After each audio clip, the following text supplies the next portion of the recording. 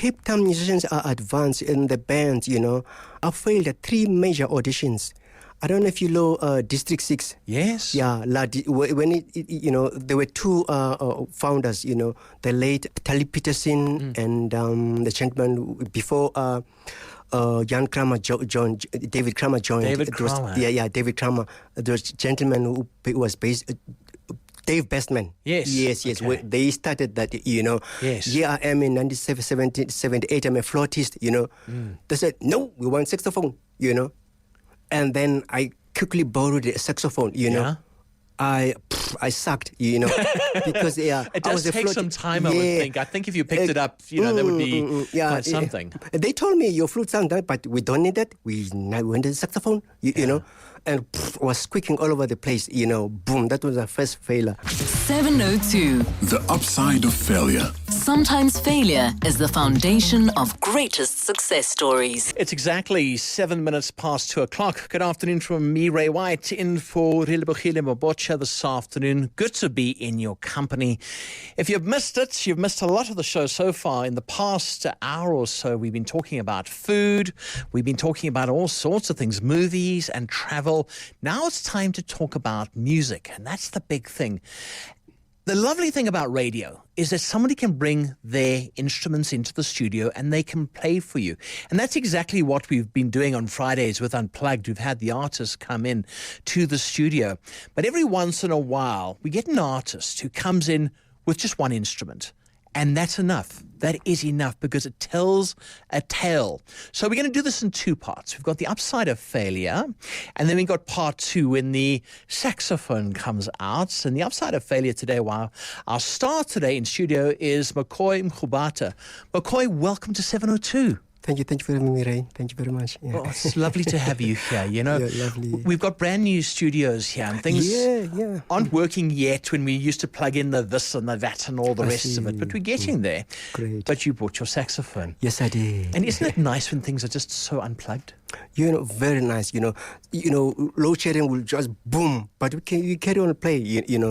Nothing plugged. We just continue. The nice thing about it, Totally unplugged. Okay, so the feature is called The Upside of Failure. So we're going to have to go through your career, and I think let's start out. Tell everybody who you are, where you're from. Now, I know that you grew up in Langa, as far as I know. You grew up in Langa. That's right, yeah. And they take it from there. Take us from now. That would be the days of apartheid when things weren't so great. Exactly, yeah. But they were great for one reason, because they pushed musicians like yourself to come up with great music. Yep. Take us through Langa. Take us through the early days. Yeah, being born there in 1959, 1st of June, it was hectic times and yet very exciting and vibrant township, There was music, boxing, lots of boxing, and rugby, and then football was number 4. Can you believe it? But it was apartheid day, so it was what was that whole thing? Bryflay, Chevrolet, and blah blah blah. Yeah. There was that whole thing going on. Yeah, exactly. Yeah. And then I took an interest of music at a very young age, and then I lost it again because. Back in the day, there were so many extramurals, playing badminton, playing cricket, Langa was very vibrant. Our community centers had all the instruments. We could draw, do everything. I thought growing up, professional, I was going to be a painter because I can draw. I'm good at that. Okay. Yeah, and then the music bug really hit me, in 1976 during the uprising, because there was this buddy of mine, Umweketsi, that we used to draw, anything from landscape, abstract, everything. And then during breaks, you'll play a penny whistle, And then I didn't take note because I tried bugle, in 1973, during the march band, as a 13-year-old. Yes. Now I'm 15. 16 in 1976. I'm back to my drawing, because I've given up boxing. Were you quite good though with the boxing? Did you? Yes, I was good, and so much that I nearly turned pro in 1979. Oh my word! Yes. Yeah. So Miakats one day left his penny whistle, and I tried it. Ray, when I picked it up, when I blew it, I was blowing. It was massaging my fingers. This is nice. No, man. Boop, boop, boop, And then he came back the next day, say, Stiro. Yeah, that was his nickname. I don't sound like you when you play it. What is it? It's nice, but it sounds out of tune. And then he said, Mac, you just close the holes properly. Like they say, the rest was history. Wow. The drawing took a nosedive. I was hooked until my mom bought me a flute in 1978, and then I never looked back, And also by that time, still uprising. Sure. We're doing night school and this and that. And it was a chance to really practice in so much that within 3 months after she bought me the flute, I joined a professional band, my first band, Fever, in a colored area, Right, yeah. Yeah. And then 1980, I bought a horn like this, a saxophone. I love your saxophone. It is lovely. But you've gone from small to big. Take us through when you first started out with that band. It must have been quite daunting because it was a very troubled time in this country. Yeah. It was a very daunting. Youngest member of the band and playing a flute, and the music at the time was very big. We played cover versions of the jazz greats from overseas mostly, and the pop of the day, the Commodores. And then my boss told me, "Hey, listen, McCoy, the flute is disappearing now. You better get a big horn. The flute is too little now. Sure. Although I was good, but you needed lines that go like ba-ba-da-da-ba-da-ba-ba. Now the flute, is behind there.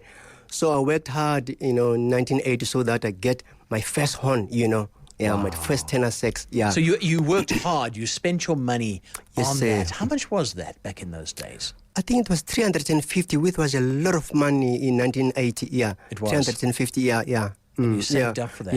Yeah, saved up, yeah. All right, then take us from there, because you just got bigger and bigger, didn't you? Yes, yeah. Not in stature, yeah. Well, you are a boxer, but I must admit, yeah. And then I played for local bands until the great Hostix Mabusa spotted me in 1987 whilst playing with Louis and the Jive. And he had just started a new band, from Harare. He wanted a new, revolution of the band, new members, younger members. So I was part of, those members in 1987, and I moved to Johannesburg, and I worked with him for a year. The following year, I joined PJ Powers. Okay. And then after PJ Powers, I joined Stimela, and the jazz fraternity were angry with me. I can see why, though, because there's different styles of music. Exactly, because they had heard of this McCoy guy, they recruit me, Bayete, Sakile, all those bands, Teta, Yes. And then the next thing, they hear McCoy is in town, is around, they want my service. I said, no, You're a hired gun. Simple as that. Exactly, yeah. So after Stimela, got a recording deal with Zomba Records, Yeah, Okay. and I cut my very first album, Firebread, in 1988. That's amazing. Yeah. Do you still speak to Sipho Hotsticks? Do you guys still speak to each other often? Or? Yes, yeah. He's my father here in Johannesburg. We still speak, and there's mutual love, and he saved my life, yeah. Oh, that's amazing. But also moving from Langa now to Johannesburg. Yes. It's a bit of a different environment, I would think. It is, yeah. But the good thing, I was accustomed to it because now and then, before he hired me, we would come here, and do gigs and go back to Cape Town, And it was my wish to have a stable job so that I stick around because it was more exciting here, Yeah.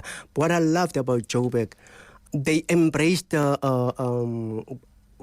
original music, Yeah, whereas in Cape Town at the time they were into cover versions, Right. copying, lots of American thing and European, Yeah, I was into that because I have this thing, that I'm born with, waking up with a song every single day, Waking up, just explain that. A new song, or is there just a tune in your head? Or? Yeah, tune in my head, especially the wee hours of the morning, like 3, My poor wife knows. When I get up, she knows he's going to his study to sing this idea before he gets lost, So back in the day, I will always have a Walkman, Yeah. If an idea comes, I sing it, Because if I'm not in a taxi, I won't be able to scribble and write it, Sure. Yeah. People will look at me, I'm singing. Thanks God, the technology now, this still happens, If you can look at my phone, the voice notes that are there are over, But that's amazing, and that is rare, because that's how all the greats have done it, including yourself as well. That song comes in, and one of my next questions would be, where's your inspiration for music? But it seems to be everywhere. Everywhere. I'll be jogging and walking, and then just, boom, it just comes, But mostly in the mornings, that's a weird thing. There's the strong songs, Another funny thing, Ray, with me dozing off, there's a soundtrack, there's a lullaby that takes me, If it's too beautiful, I said, I gotta save this one, and jot it down, or sing it and go back to bed. What do you do after you've done that? You've jotted it down. What happens next? File it and work on it the next day or next month, because there are so many ideas, it's melodies, When it's recording time, I don't struggle, because it's constant.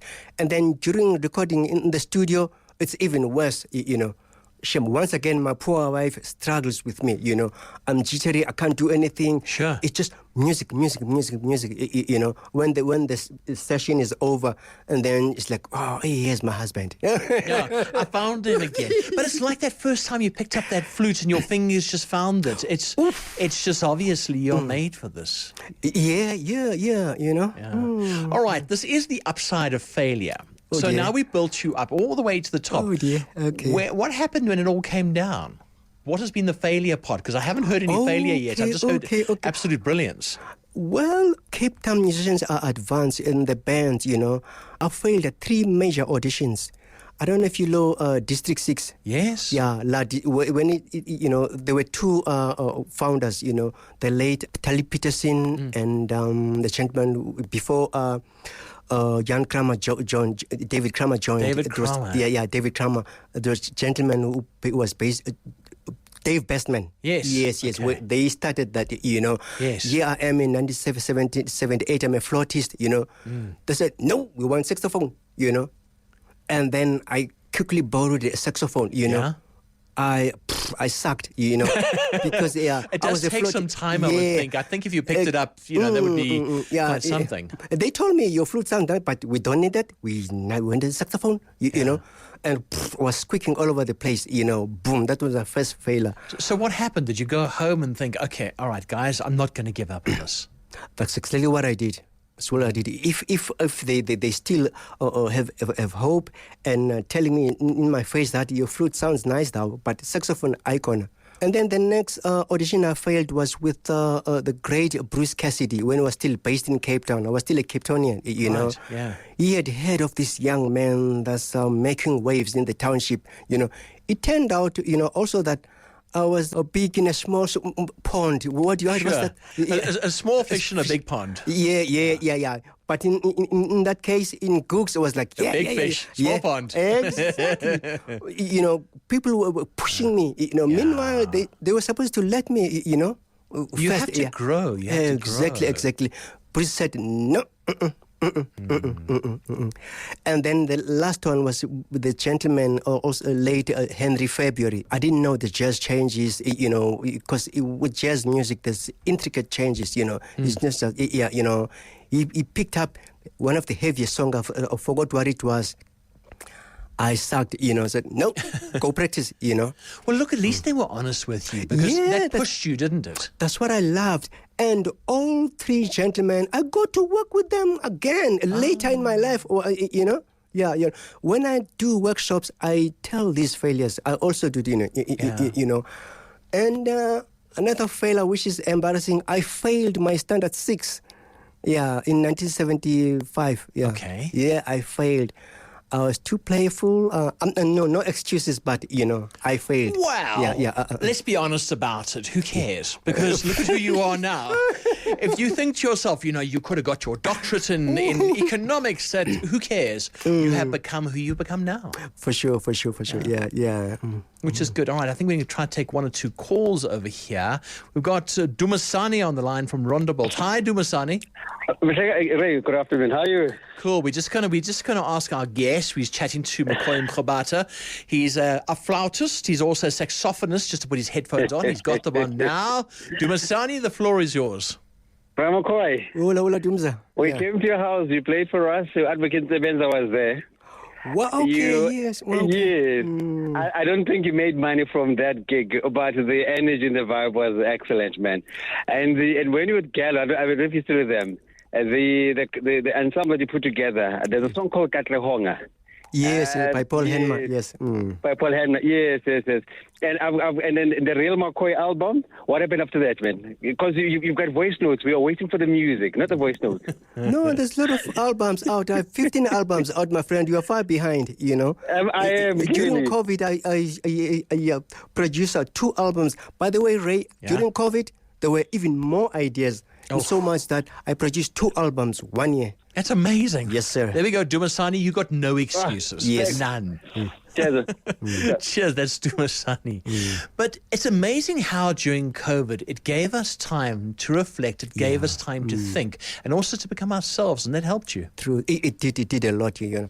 And I also got other skills because I love filming atmospheric stuff. You know, I have camcorders of the world. I have, you know, I use phones sometimes. You know. It's rare that when I'm talking to you, I'm not putting anything here, you know, because I know you're going to share with me. During COVID, I had to digitize all the stuff I've been, capturing since the 90s, you know, digitize everything. And in that process, I also learned to edit and film editing, you know. That's amazing. Yeah. So if you are shooting films and you're shooting footage, does that then go with your music? Do you put the two together?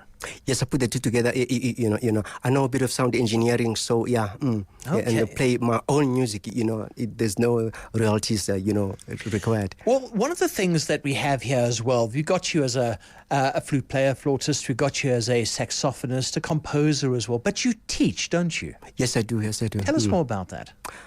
As much as I'm not, professionally trained, what's the word, the right word? Not professionally.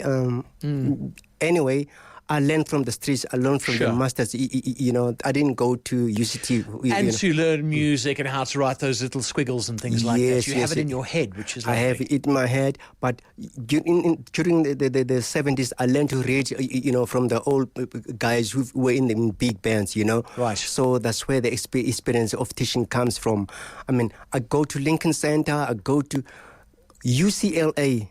Oh, yes. I've been to Harvard, I've been to Berkeley, giving them, our kind of music, yeah. Should you perhaps be getting your honorary doctorate? I'm just saying, just putting it out there. This is the upside of failure, but you seem to have risen up. Was it quite daunting, though, when you did get to play with some of those people who had said to you before, go away and learn how to do this properly? When you came back, was it revenge? Or was it like, okay, guys, now I'm here. I always knew I was going to be here. No, not really. The beautiful thing about it, they called me because they were hearing that, this kid is improving. This kid is improving. Yeah, the ones who called me.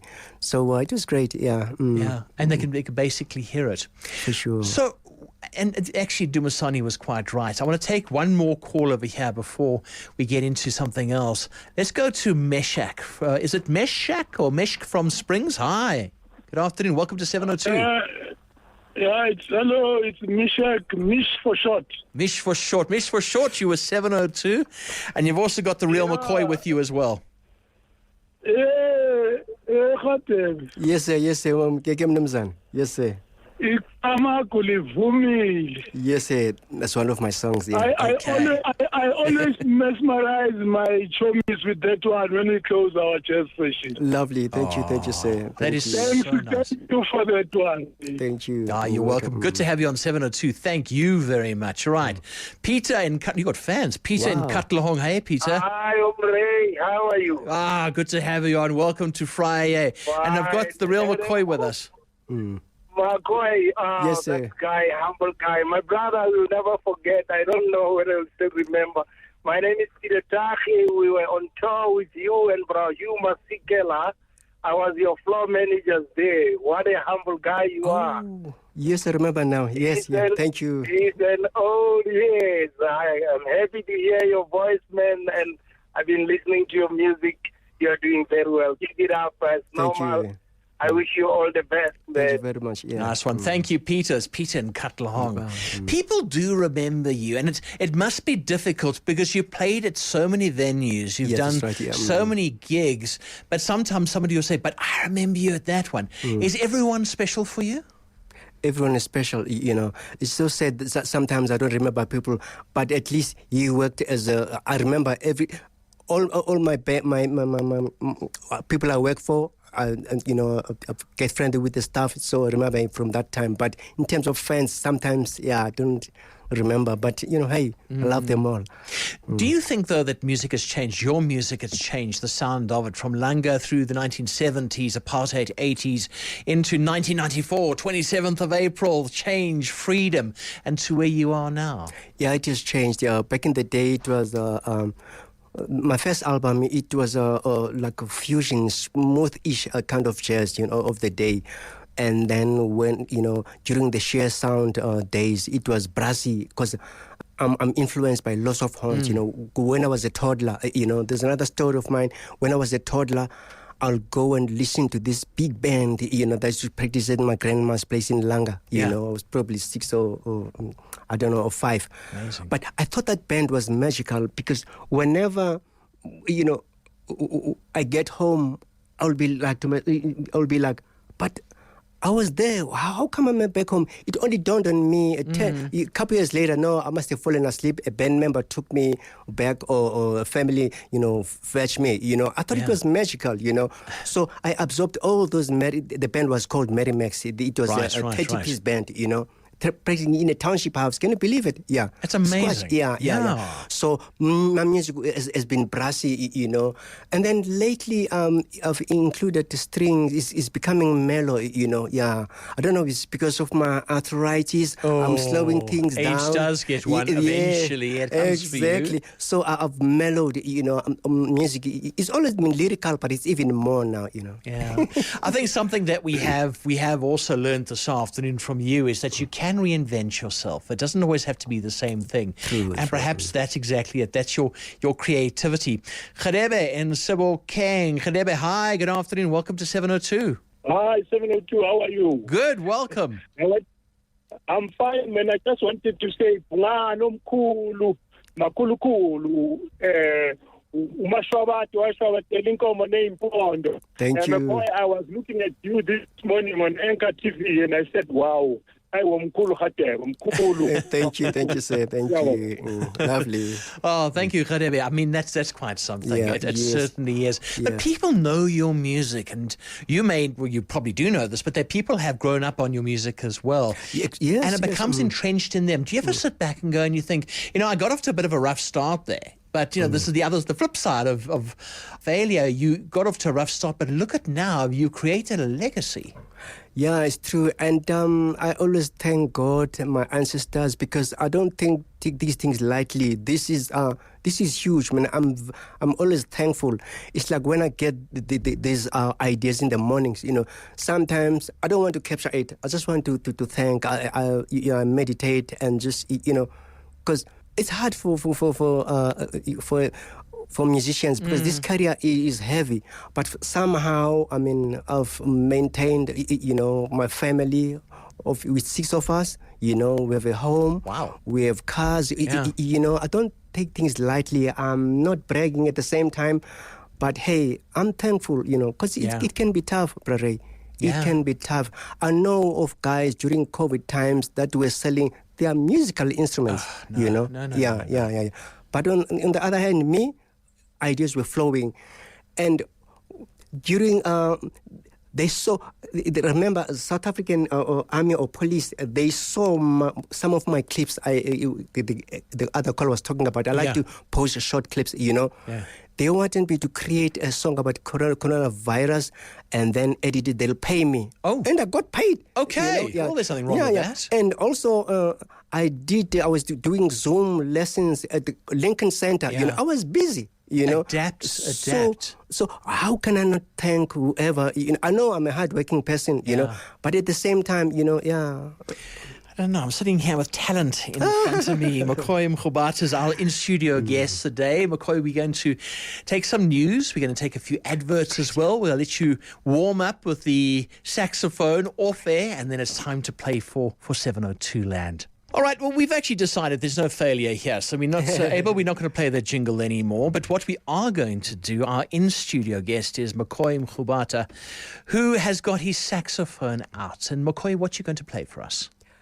I'm going to start with a very short piece dedicated to I have a grandson now. His name is Kaya. Kaya, how old is Kaya? Kaya is 3.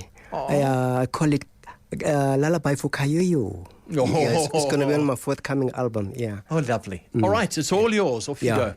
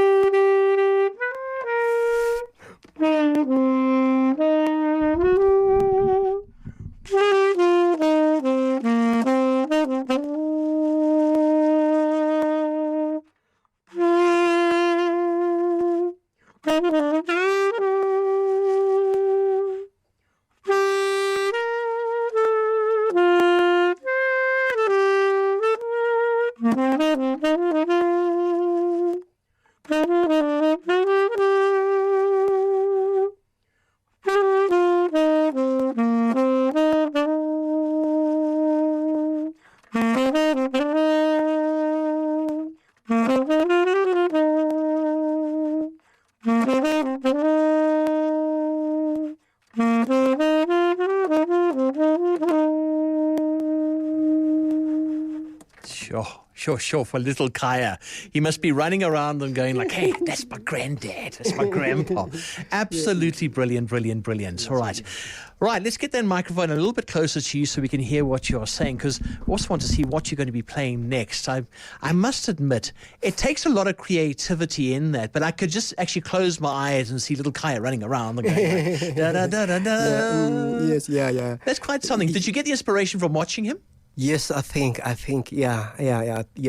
And also, when he's so energetic, but when he gets tired, then he's fidgety and, and then he's like, and then, you know. Yeah. So washing all these emotions or his activities, and then it fades, Like down then, you go. Yeah. And then one has to work. Then we get to do some work. But when it's up, it's, hectic again. It takes over. I'm going to put you on the spot now. Play something that reflects the volatile 70s and 80s, and then perhaps thereafter play something that reflects today. It's a difficult one. Oh dear. But let's see what you come up with. Okay.